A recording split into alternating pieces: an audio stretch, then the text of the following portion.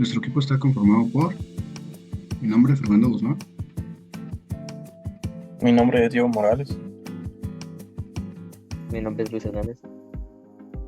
Las partes de este proyecto se centran en distribución del trabajo, historia y descubrimiento de la batería, partes principales de una batería, selección de la batería, arreglos en serie y paralelo, demostración de armado y funcionamiento y finalmente las conclusiones. A conclusión, a continuación yo voy a demostrar cómo está distribuido el trabajo. Por Fernando Guzmán se llevó a cabo la investigación de la batería casera a realizar, información, armado, materiales, exposición y edición de video. Por Luis Hernández, armado de batería casera, búsqueda de información, materiales y igualmente exposición. Por Diego Morales, investigación de batería a realizar, materiales, armado de batería, pruebas previas de la batería y exposición. Acá podemos ver prueba de cómo estábamos trabajando en clase. Y ahora será nuestro compañero Luis quien nos hablará acerca de la historia del descubrimiento de la batería.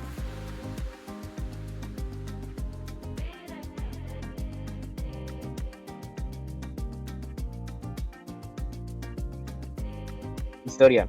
Es un experimento popular en la ciencia recreativa conocido como el reloj de papa, que se basa en los trabajos del anatomista Luigi Galvani. Galvani descubrió que al tocar simultáneamente el cuerpo de una rana y un soporte de bronce con un bisturí de acero, se generaba una descarga eléctrica que hacía que las patas de la rana se movieran. Este experimento fue refinado por Alessandro Volta, quien descubrió que se podían obtener resultados similares en la rana, usando metales y una solución conductora, dando lugar a la creación de la primera pila eléctrica. La experiencia con papas reproduce este fenómeno, generando electricidad suficiente para alimentar pequeños dispositivos.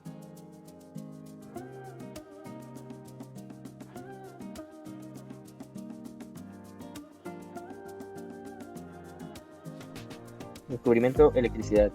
Tales de Mileto la descubre al frotar un trozo de ámbar con un paño, en el año 640 y 538 a.C. Filósofo Theophrastus deja el primer tratado escrito sobre la electricidad. 1600. William Gilbert. Descubrimiento de la imantación. William Gilbert descubrió al observar la imantación del hierro, concluyó que la Tierra se comporta como un gran imán. En 1672 el físico Otto von Guericke desarrolló la primera máquina electrostática para producir cargas eléctricas. Descubrimiento: vítrea y resinosa. Stefan Gray descubre que la electricidad se transmite. Luego Francois Dufay descubrió las cargas de distinto signo, las llamó vítrea y resinosa, y la fuerza de repulsión entre cuerpos. Luego está el siglo XVIII. El condensador eléctrico. Se desarrolla lo que daría paso al condensador eléctrico, la botella de Leyden, por von Kleist y Peter van Muschenberg en la Universidad de Leiden. Benjamin Franklin demostró que las nubes están cargadas de electricidad y los rayos son descargas eléctricas. Definió la electricidad negativa y positiva y enunció el principio de conservación de la carga eléctrica. Ley de atracción. Charles Augustin de Coulomb la descubrió por primera vez de manera matemática y correcta. Inventó la balanza de torsión. Joseph Priestley probó la fuerza entre las cargas varía inversamente proporcional a la distancia que las separan. Luego está la celda electrostática, del siglo XIX. Alejandro Volta la construye y la batería capaz de producir corriente eléctrica. El físico Luigi Galvani propuso la teoría de la electricidad animal. Experimento de Galvani en ranas, pila de Volta. Electroquímica. Humphrey Davy la desarrolla tratando de entender cómo funciona la pila de Volta en 1801. Observa el arco eléctrico y la incandescencia en un conductor energizado con una batería. En 1815 inventa la lámpara de seguridad para los mineros. Luego de ver un contexto de todo lo que ocurrió antes de que se llegara a la invención de la batería, procedemos a observar cuáles son las partes principales de una batería.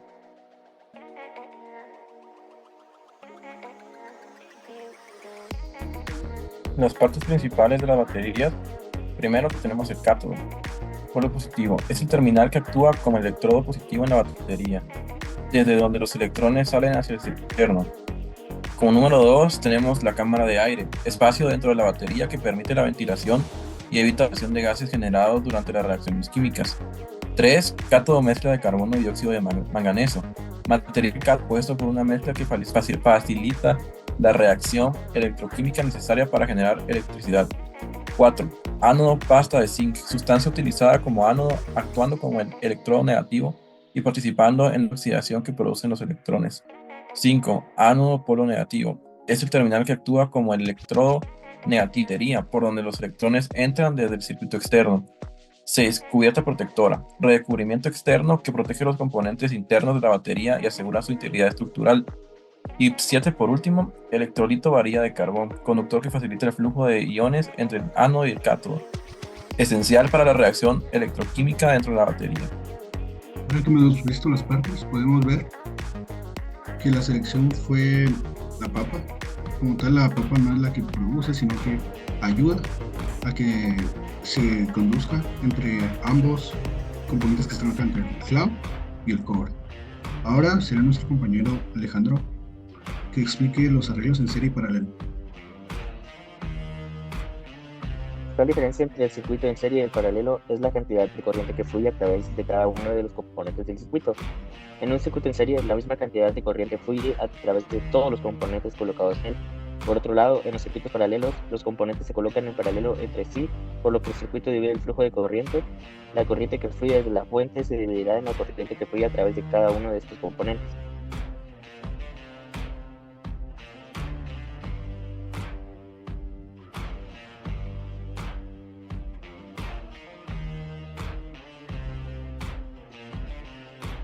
Arreglo de serie y paralelo.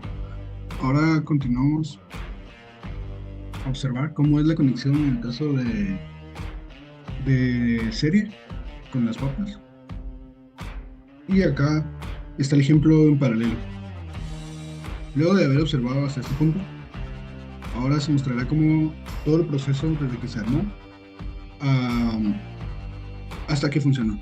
Ahora, clavo, ya sea tornillo y una moneda pues, de cobre a las papas para poder ser conectado en serie.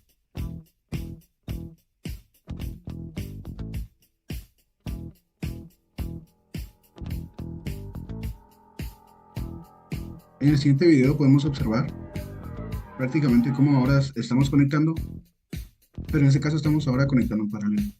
Y nos dio distintas medidas, por lo cual nos quedamos con la conexión en serie que nos sirvió y fue lo más útil.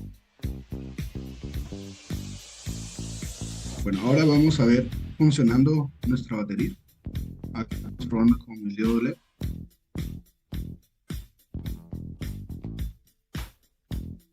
Vemos que enciende cuando le colocamos su respectiva polarización en ánodo y cátodo. Es necesario aclarar que el diodo LED se enciende a cierto voltaje, en especial 1.2. Ahora, de este lado podemos observar el voltaje que nos dio a nosotros en total a pico con un multímetro.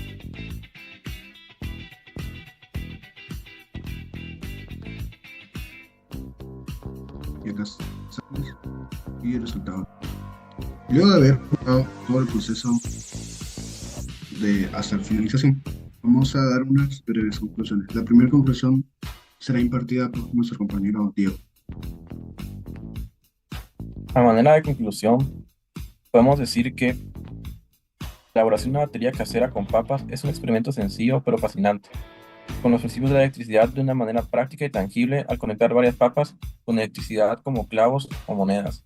Se crea una pequeña corriente eléctrica que puede encender un pequeño LED y hacer funcionar un reloj digital básico. Este proyecto fomenta el pensamiento científico y la curiosidad por ver cómo funcionan las cosas a nuestro alrededor.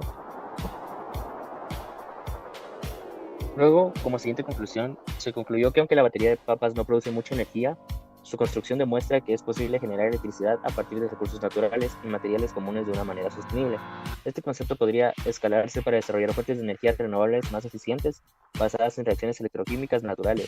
Ver cómo las papas pueden convertirse en una fuente de energía eléctrica puede inspirar a buscar soluciones creativas a los desafíos energéticos actuales.